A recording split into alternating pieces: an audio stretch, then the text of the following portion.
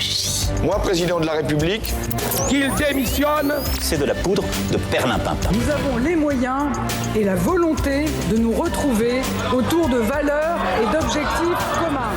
Hémicycle.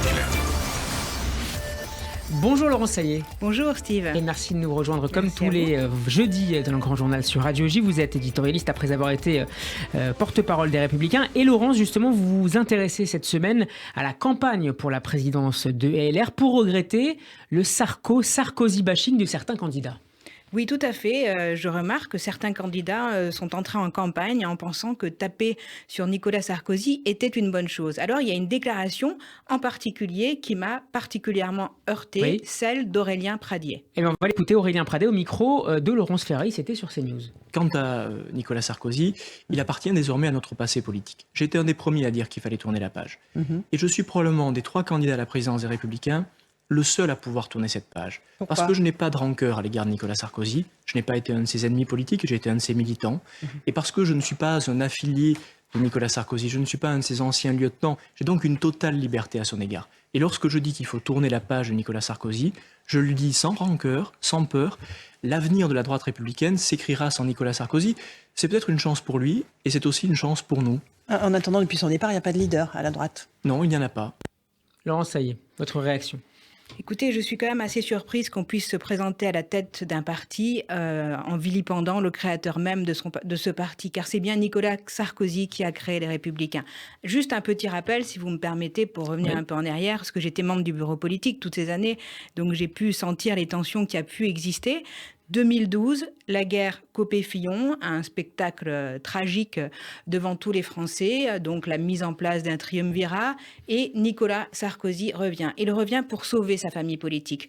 Pourquoi ? Il aurait pu, tranquillement, rester dans son coin et préparer les échéances de 2017. Non, il préfère mettre les mains dans le cambouis et revenir pour relever la droite.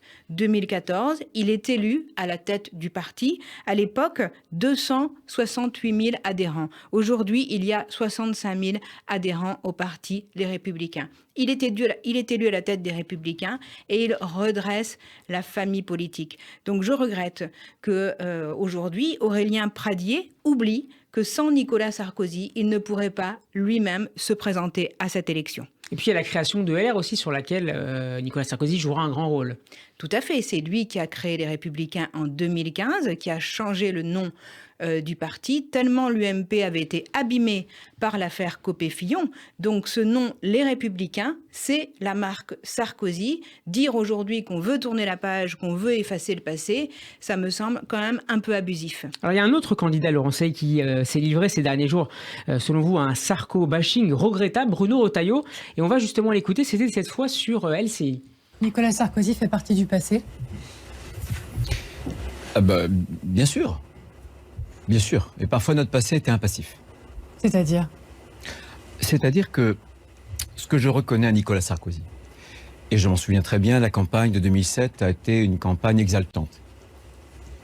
Et il a donné à la droite, à notre famille politique, une victoire éclatante. Mais la promesse n'a pas été tenue. C'était une promesse de rupture. Souvenez-vous, son leitmotiv, je ne vous décevrai pas. Mais les Français n'ont pas eu la rupture. Les électeurs de droite ont été déçus parce que plutôt que la rupture, on a eu la demi-mesure. On a bien entendu défiscalisé les heures supplémentaires, mais on n'a pas remis en question les 35 heures. On a abandonné la double peine. On a bureaucratisé la santé en créant les ARS. C'est du en même temps, c'est de la demi-mesure. Parfois, notre passé est un passif. C'est un appel au devoir d'inventaire, Laurence Saillet. Il y a le devoir d'inventaire qu'on peut tous faire, mais cette phrase est particulièrement honteuse. Je vais vous dire pourquoi.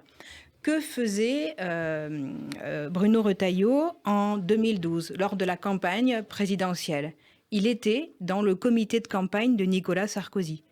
Donc ça veut dire que Bruno Retailleau, qui soutenait Nicolas Sarkozy en 2012, nous dit maintenant que ce qu'a fait Nicolas Sarkozy pendant le quinquennat 2007-2012 n'était pas une bonne chose. Autre chose, qui est Bruno Retailleau ? Bruno Retailleau, c'est le premier soutien de François Fillon.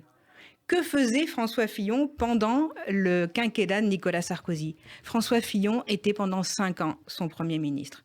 Donc soit il nous explique que François Fillon, son meilleur ami, celui que Bruno Retailleau soutient depuis des années et dont il a pris la succession d'ailleurs au parti Force républicaine, n'était qu'un béni oui-oui qui se faisait imposer une politique, ou soit il nous explique que aussi, en plus de remettre en cause l'action de Nicolas Sarkozy, il remet en cause celui qu'il soutient. Vous savez, je pense que cette façon de faire n'est pas la bonne façon. Je pense que de se servir du sarko-bashing comme marchepied, quelque part, va beaucoup leur donner des entorses à ces candidats parce que j'entends que certains militants ont peut-être été légèrement surpris parce que Nicolas Sarkozy n'a pas soutenu Valérie Pécresse.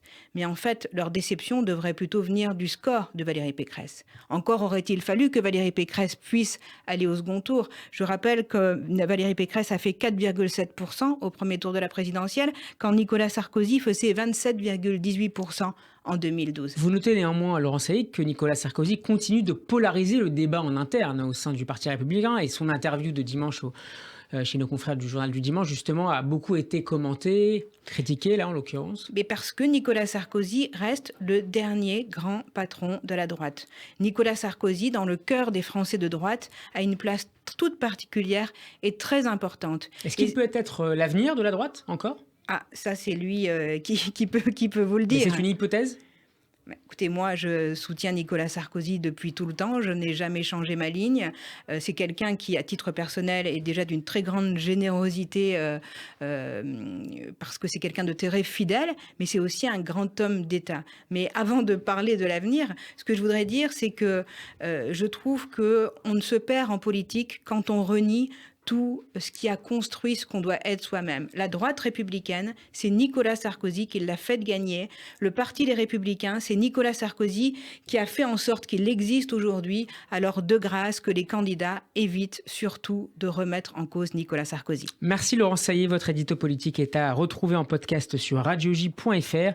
Demain, vendredi, nous serons en compagnie d'Yves Tréhard du Figaro. À la semaine prochaine.